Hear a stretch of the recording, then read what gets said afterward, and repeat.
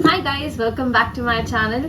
Hot and spicy ಆಗಿರುವಂತ onion chutney ಹೇಗೆ ಮಾಡೋದು ಅಂತ ಅಂದ್ಬಿಟ್ಟು ನಾನು ನಿಮ್ಮ ಜೊತೆ ಈ ವ್ಲಾಗ್ ಅಲ್ಲಿ ಶೇರ್ ಮಾಡ್ಕೊಂತೀನಿ. ಬನ್ನಿ ಗೆಟ್ ಸ್ಟಾರ್ಟೆಡ್. ಸೊ ನಾವು ಫಸ್ಟ್ ಖಾರ ಚಟ್ನಿ ಮಾಡೋದಕ್ಕೆ ಈರುಳ್ಳಿ ತಗೊಂಡಿದ್ದೀನಿ. ಇಲ್ಲಿ ಈರುಳ್ಳಿ ನಾನು 2 ಮೀಡಿಯಂ ಸೈಜ್ ಈರುಳ್ಳಿ ತಗೊಂಡಿದ್ದೀನಿ. ಒಂಚೂರು ಹುಣಸೆ ಹಣ್ಣು ಬದಲು ಟೊಮ್ಯಾಟೊ ಕೂಡ ಹಾಕೋಬಹುದು. ಖಾರಕ್ಕೆ ನಾನು ಮೆಣಸಿನ್ಕಾಯಿ ತಗೊಂಡಿದ್ದೀನಿ, ಒಣಗಿದ ಮೆಣಸಿನ್ಕಾಯಿ, ಬೆಳ್ಳುಳ್ಳಿ, ಕರಿಬೇವು, ಪುದೀನ, ಕೊತ್ತಂಬರಿ ಸೊಪ್ಪು, ಉದ್ದಿನಬೇಳೆ, ಕಡಲೆಬೇಳೆ. ಇವಾಗ ಒಂದು ಪ್ಯಾನ್ ಇಟ್ಕೊಂಡಿದ್ದೀನಿ. ಇದಕ್ಕೊಂಚೂರು ಎಣ್ಣೆ ಹಾಕೊಂಡಿದ್ದೀನಿ. ಎಣ್ಣೆ ಒಂಚೂರು ಕಾದಿದ ತಕ್ಷಣ ನಾವು ಚೆನ್ನಾಗಿ ಎಲ್ಲಾನು ಹುರ್ಕೊಳ್ಳೋಣ. ಇದಕ್ಕೆ ಫಸ್ಟ್ ನಾನು ಒಂಚೂರು ಕಡಲೆಬೇಳೆ ಹಾಕ್ಕೊಳ್ತೀನಿ, ಹಾಗೆ ಒಂಚೂರು ಉದ್ದಿನಬೇಳೆ, ಕಡಲೆಬೇಳೆ ಬಂದ್ಬಿಟ್ಟು ಚಟ್ನಿ ಒಂಚೂರು ಗಟ್ಟಿ ಬರಲಿ ಅಂತ. ಇವಾಗ ಇದೆಲ್ಲ ಚೆನ್ನಾಗಿ ಫ್ರೈ ಮಾಡ್ಕೊಳ್ಳೋಣ.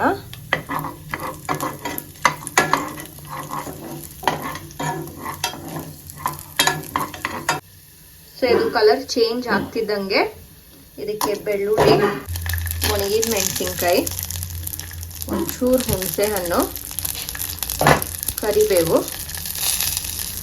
ಎಲ್ಲ ಹಾಕ್ಕೊಂಡು ಒಂದ್ಸರಿ ತಿರುಗಿಸ್ಕೊಡೋಣ.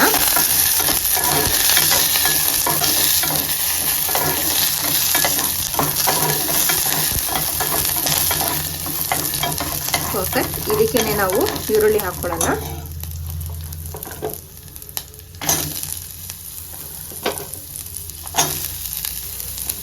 ಈರುಳ್ಳಿ ಹಾಕ್ಮೇಲೆ ಚೆನ್ನಾಗಿ ಫ್ರೈ ಮಾಡ್ಕೊಳ್ಳೋಣ.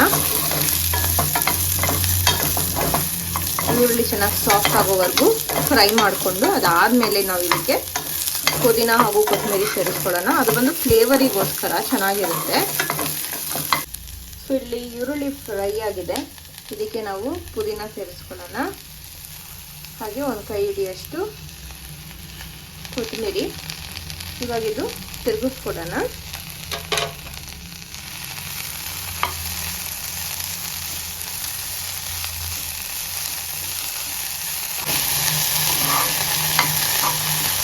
ಇದಕ್ಕೆ ನಾವು ಒಂಚೂರು ಉಪ್ಪು ಸೇರಿಸ್ಕೊಳ್ಳೋಣ, ಚಟ್ನಿಗೆ ಬೇಕಾದಷ್ಟು. ಇದಕ್ಕೇನೆ ಒಂಚೂರು ಹಿಂಗು ಕೂಡ ಸೇರಿಸ್ಕೊಳ್ಳೋಣ. ಇವಾಗ ಎಲ್ಲ ಚೆನ್ನಾಗಿ ಮಿಕ್ಸ್ ಮಾಡಿಕೊಂಡು ಒಂದು 2 ಮಿನಿಟ್ಸ್ ಬಿಟ್ಟು ಆಫ್ ಮಾಡಿಬಿಟ್ಟು ಇದು ಚೆನ್ನಾಗಿ ರೂಮ್ ಟೆಂಪ್ರೇಚರಿಗೆ ಬರಲಿ. ಅದಾದಮೇಲೆ ಇದನ್ನ ರುಬ್ಕೊಳ್ಳೋಣ.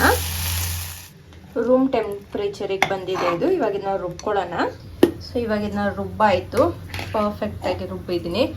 ಜಾಸ್ತಿ ಏನು ಪೇಸ್ಟ್ ಥರ ಮಾಡಿಲ್ಲ, ಸ್ವಲ್ಪ ತರಿಯಾಗಿ ಇಟ್ಕೊಂಡಿದ್ದೀನಿ, ಆವಾಗಲೇ ಚೆನ್ನಾಗಿರುತ್ತೆ ಅಂತ.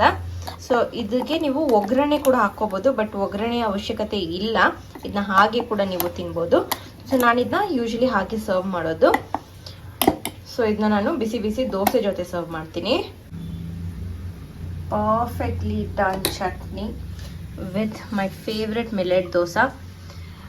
ಎಷ್ಟು ಈಸಿಯಾಗಿ ಮಾಡುವಂಥ ಚಟ್ನಿ ಅಂತ ನಾನು ನಿಮಗೆ ತೋರಿಸಿದ್ದೀನಿ. ಇದು ಅಷ್ಟೇ ರುಚಿಯಾಗಿರುತ್ತೆ. ನೀವು ಮಾಡಿ ಹೇಗಿದೆ ಅಂತ ನನಗೆ ಕಾಮೆಂಟ್ ಸೆಕ್ಷನ್ನಲ್ಲಿ ಹೇಳಿ. With this I end my blog here. Thank you so much for watching.